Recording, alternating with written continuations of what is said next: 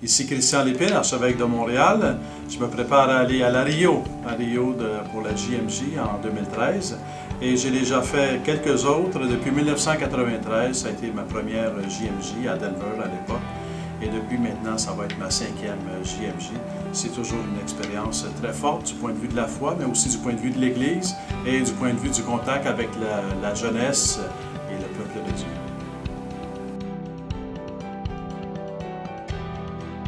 Allez de toutes les nations, faites des disciples. C'est à ce thème de la JMJ nous renvoie à la parole de Jésus, cette parole que Jésus a dite aux apôtres avant de quitter ce monde pour mieux y être présent.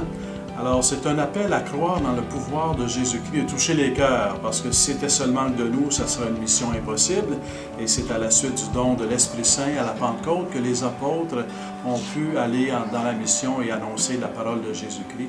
Alors, lorsque l'Esprit Saint agissait non seulement dans leur cœur, mais aussi dans le cœur des personnes qui entendaient le nom de Jésus pour ouvrir les cœurs à cette présence et à la foi en Jésus-Christ.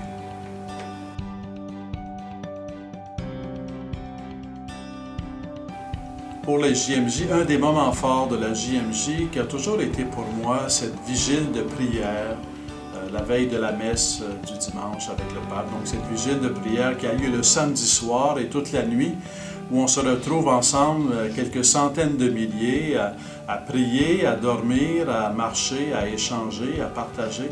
Et de pouvoir entreprendre cette vigile de prière avec le pape François sera certainement un moment fort, alors que dans sa première année de pontificat, ça va être sa première JMJ comme pape et pour ma part, la première JMJ comme archevêque. Alors j'attends beaucoup, avec une grande espérance et joie, cette soirée, cette vigile de prière du samedi, où tous les pèlerins sont réunis ensemble, unis dans la prière avec le pape.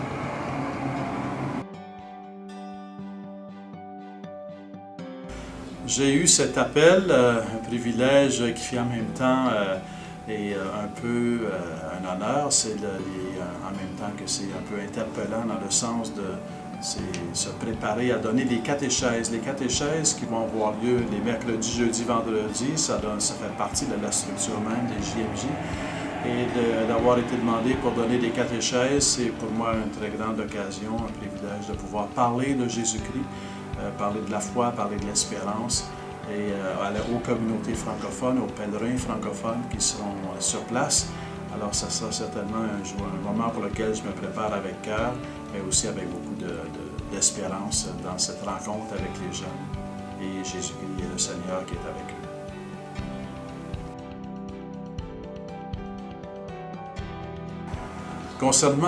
Concernant le fait de rencontrer le pape François à la JMJ, nous serons quelques centaines de milliers de jeunes à le rencontrer.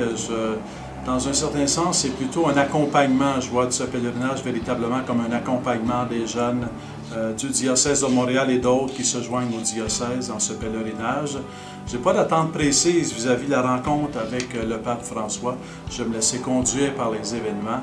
Et certainement que de toute façon, on va être ensemble pour prier dans cette vigile de prière et dans la messe qui va suivre le dimanche matin, alors que peut-être près d'1 million de personnes seront rassemblées dans la prière.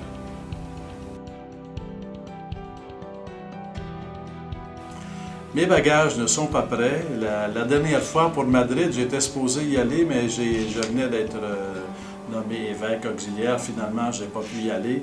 Alors, tout ce que j'avais de sacs de couchage, de sacs à dos, j'ai donné ça à des jeunes pour faciliter leur propre pèlerinage à Madrid.